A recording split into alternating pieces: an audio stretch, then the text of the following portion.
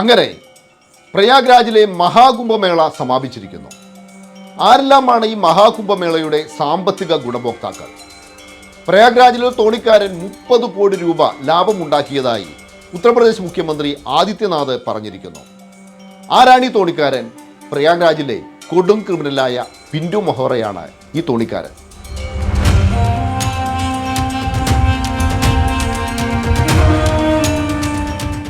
രാജ്യത്തെ ആകെ ജനസംഖ്യ 143 കോടിയാണ്. ഇവരിലെ 60 കോടിയോളം പേർ കുംഭമേളയിൽ ഗംഗാസ്നാനം നടത്തിയത്രേ. ഈ പച്ചക്കള്ളം പറയുന്നത് മറ്റാരുമല്ല, യു പി മുഖ്യമന്ത്രി ആദിത്യനാഥാണ്.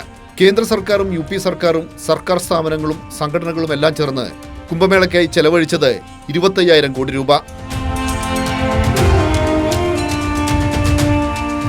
കുംഭമേള കൊണ്ട് ആർക്കാണ് പ്രയോജനമുണ്ടായത്?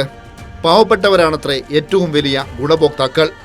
യു പി മുഖ്യമന്ത്രി ആദിത്യനാഥ് പറയുന്നതിങ്ങനെ: പ്രയാഗ്രാജിലെ പാവപ്പെട്ട തോണിക്കാരാണ് ഏറ്റവും അധികം വരുമാനമുണ്ടാക്കിയത്.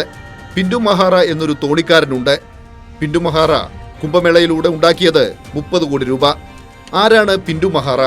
ദരിദ്രനായ ഒരു തോണിക്കാരനല്ല, പ്രയാഗ്രാജിലെ ഒരു കൊടും ക്രിമിനൽ. 2 പേരെ കൊലപ്പെടുത്തിയ കുറ്റവാളി. കുറേ കാലം ജയിലിൽ കിടന്നു, ജാമ്യത്തിലിറങ്ങി. കുംഭമേള കൊയ്ത്തുകാലമാണെന്ന് തിരിച്ചറിഞ്ഞു.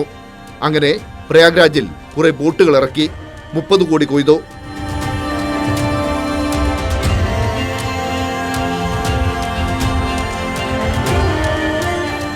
കുംഭമേള കൊണ്ട് ദരിദ്രർക്ക് എന്ത് പ്രയോജനമുണ്ടായി? രുദ്രാക്ഷം വിൽക്കാനായി മധ്യപ്രദേശിലെ ഇൻഡോറിൽ നിന്ന് ഒരു പെൺകുട്ടി യു പിയിലെ പ്രയാഗ്രാജിലെത്തി. മനോഹരമായ കണ്ണുകൾ ഉള്ളവളെന്ന് മാധ്യമങ്ങൾ അവളെ വാഴ്ത്തി.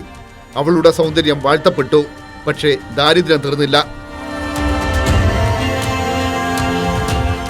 മൊണാലിസ പ്രയാഗ്രാജിൽ നിന്ന് നേരെ എത്തിയത് കേരളത്തിലാണ്. കേരളം അവളുടെ ദാരിദ്ര്യം തീർത്തു.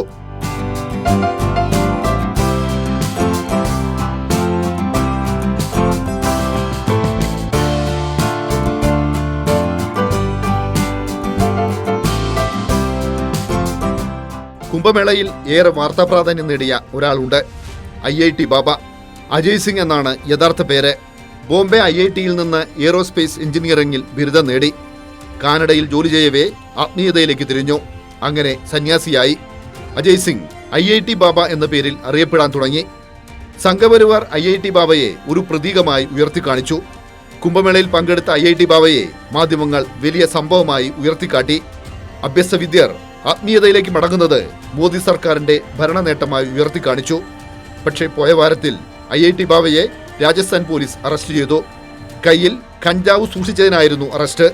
IIT ബാബ ആത്മീയതയുടെ അല്ല, ലഹരിയുടെ പ്രതീകമാണ്.